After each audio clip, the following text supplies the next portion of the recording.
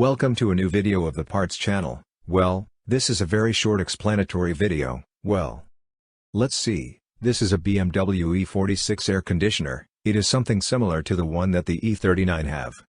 Although they have more keys, we will see. One thing, what I wanted to explain is that when we turn on the car, if you try to turn on the air conditioner and the air conditioner does not turn on, you will not find the fault in the hedgehog, that is, the resistance and others. If it does not turn on, it is, or well, because there is no current, which sometimes seems obvious but other things are sought, but hey, it is, either because there is no current, the fuses should be checked, or simply, because the air conditioning is bad, and therefore not it turns on, that is, the problem. Or it comes, I said, from the fuses, which do not transmit current, which do not allow the current to reach here, or from the air conditioning itself.